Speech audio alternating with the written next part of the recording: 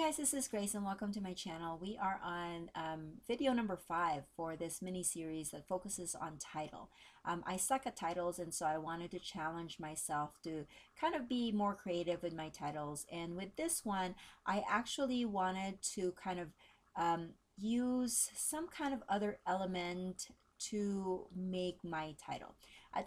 Initially, I was thinking maybe that I could find like little embellishments to create my words, but I will end up with just a large sticker or large alpha sticker of the letters, but then I'm going to be adding some fun stuff on top of that. So let's get started with building the page. I'm pulling out some older papers from my stash.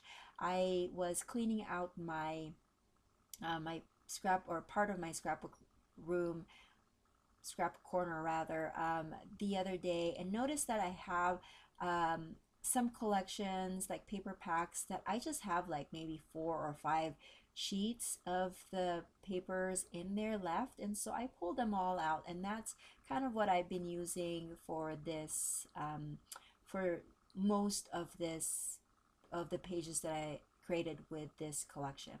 I think the first 3 pages that I created was from a mini kit, or a collection that I had purchased, but for the last 3 I'm just pulling out from my own stash.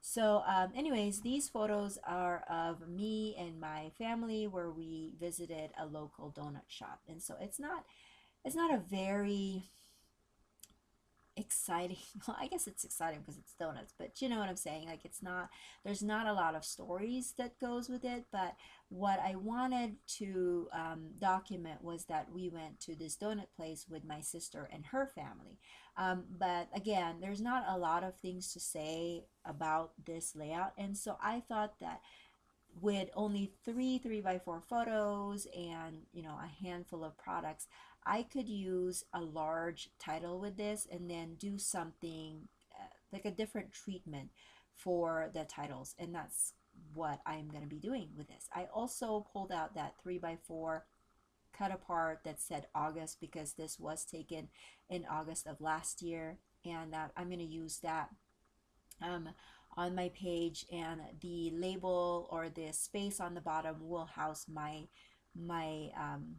date, which I will be stamping after I've done the page. And I've also pre-typed and pre-printed my journaling just so that I will have that all ready. And now I'm kind of moving things around, trying to see where everything fits better. And I'm actually going to be moving stuff higher just because I wanted more room for my title. So the title will just be simple. It's Amy's Donuts because that's the name of the place. But the word donuts will be using large stickers. Now I've had these sticker sheets for a long time, and these ones are from Creative Memories, and they're just simple font of simple font alphas, but they are, I would say they're like 2 inches big, but yeah, they're pretty large. And so I'm using this. Oh, this is another thing that I've been doing for this mini series, is using wax paper. I don't usually do wax paper, but I actually use that for my layout number 4 because I was building a quote, and so I just kind of have that on my table, and so I just figured I'd use that one up. Now because these are old letters, I've used up some of the letters already, and so I'm kind of doctoring some of them up to create my U and also my T, but the rest of them are still, I still had the sticker for that. Now because the letter stickers were white, it lent itself perfectly for me to pull out my Nuvo drops. I don't have a lot, but I apparently have enough to create some kind of rainbow color, and so that's what I'm going to do. I'm just going to create some dots on top of each one of these, and then yeah, and then fill it up with color. Now some of them I dotted, some of them I kind of made some lines. Basically I was recreating what the donuts look like in the photo. Like some of them are dotted, some of them have like lines, just one line, and some of them have like crisscrossy line or whatever it is. But that's what I'm going to be doing. And the beauty of putting them on wax paper is I can move this, set it aside to dry. I did set it aside to dry for a whole 24 hours before touching it again because I didn't want to mess it up, especially those letters that I don't have duplicates of anymore. And so some of these Nouveau drops are like new that I've never used, so I have to kind of like squirt them or do them on like a scrap sheet before I actually place them onto my sticker, just so that when I've placed them on my sticker, then I know that they're perfect on there. So that's basically how I'm going to do it. Of course, I'm not going to show you how it's all done, but now that it's all dried, I'm going to show it to you, and then I'm just going to pull it out on the wax paper. Now, this wax paper is from Dollar Tree, and I don't know if all wax papers are like this, or it just so happens that this is not a very good quality.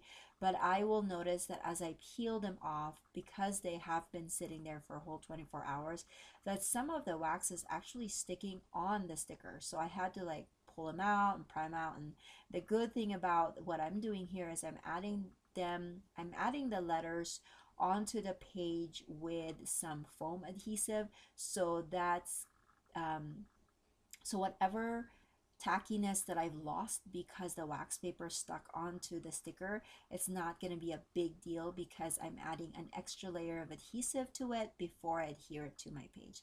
So here I'm just carefully peeling them off. Again, some of the wax will stick to the stickers, and so just be warned if you don't like that fact that some of the tackiness of your letter stickers will go away because the wax will just stick to it. Be warned that that could happen, especially if you're using a not good quality. I don't know. Like I said, I don't particularly use wax paper on my regular scrapbooking, so I don't know if this is just a typical wax paper dilemma or it's just specific to the wax that I used. So just be warned about that. And basically that's going to do it for me. I did adhere everything else. As you can see, I matted my photos, I adhered, I moved things around until I was finally happy with it, which ended up where I had my a vertical and a horizontal photo on the bottom, and then a horizontal one on the top, and then my August 3x4 card, and then my journaling on the left.